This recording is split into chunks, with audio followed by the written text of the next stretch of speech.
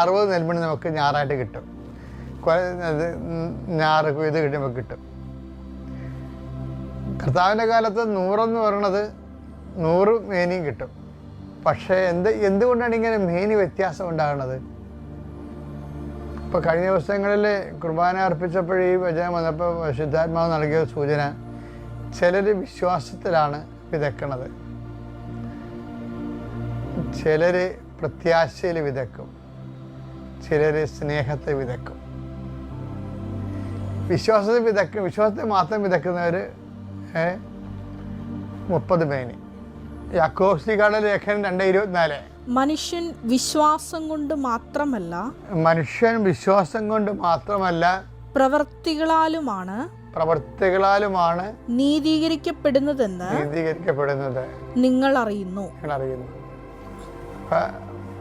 വിശ്വാസത്തെ സപ്പോർട്ട് ചെയ്യുന്ന supportive document എന്ന് പറയും. അപ്പോൾ സപ്പോർട്ടീവ് ഡോക്യുമെൻ്റ് പ്രധാനപ്പെട്ട കാര്യമാണ്. വിശ്വാസം എന്ന് പ്രഖ്യാപിക്കുമ്പോഴും സപ്പോർട്ടീവ് ഡോക്യുമെൻ്റ് വേണം. അതേതാണ്?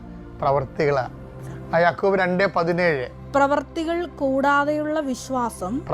കൂടാതെയുള്ള വിശ്വാസം അതിൽ തന്നെ നിർജീവമാണ്. അപ്പം നിർജീവ പ്രവൃത്തികൾക്കുള്ള പ്രശ്നം വെച്ചാൽ നിർജീവ പ്രവൃത്തികളും അവിശ്വാസിയുടെ പ്രവൃത്തികളാണ്. വിശ്വാസത്തിന് അവിശ്വാസത്തിൻ്റെ ഫലം ചെയ്യും. ചില ശുദ്ധൻ ദുഷ്ടൻ്റെ ഫലം ചെയ്യും എന്ന് പറഞ്ഞില്ലേ, അതുപോലെ തന്നെയാണ് വിശ്വാസം അവിശ്വാസത്തിൻ്റെ ഫലം ചെയ്യും. കാര്യം പ്രവൃത്തി നിർജീവമായതുകൊണ്ടാണ്. ഹെബ്രായർ 6:1. അതിനാൽ ക്രിസ്തുവിന്റെ വചനത്തിന്റെ പ്രഥമ പാഠങ്ങൾ പിന്നിട്ട് അതാണ് വിശ്വാസം കൊണ്ട് മാത്രം ജീവിക്കുന്ന ആൾക്കാരല്ലേ. നമുക്ക് പക്വതയിലേക്ക് വളരുമ്പോൾ വിശ്വാസം മാത്രം പോരാ വരും അവിടെ. നിർജീവ പ്രവർത്തികളിൽ നിന്നുള്ള തിരിച്ചുവരവ്. അതായത് വിശ്വാസം മാത്രം മതി, പ്രവർത്തികൾ വേണ്ടെന്ന് പറയുമ്പോൾ അവർ ചെയ്യുന്ന പ്രവർത്തികളെല്ലാം നിർജീവ പ്രവർത്തികളായിട്ടാണ് കൊടുക്കുന്നത്. ജീവനുള്ള പ്രവൃത്തി അല്ലത്.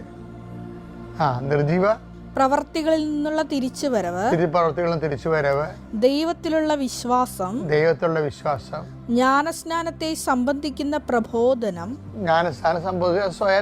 അങ്ങനെ പോകും. സച്ച്. അപ്പം എന്താ സംഭവിച്ചത്? നിർജീവ പ്രവൃത്തി വിശ്വാസവുമായിട്ട് ബന്ധപ്പെട്ടാണ് പറയണത്. വിശ്വാസം ഇല്ലാത്തവർ ചെയ്ത് കൂട്ടുന്ന പ്രവൃത്തികൾക്കാണ് നിർജീവ പ്രവൃത്തി എന്ന് പറയുന്നത്.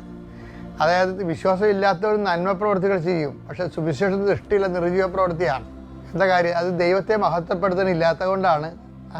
അതിൻ്റെ ഉള്ളിലുള്ള ജീവൻ എന്ന് പറയുന്നത് നമ്മുടെ പ്രവൃത്തികളിലെല്ലാം ദൈവത്തെ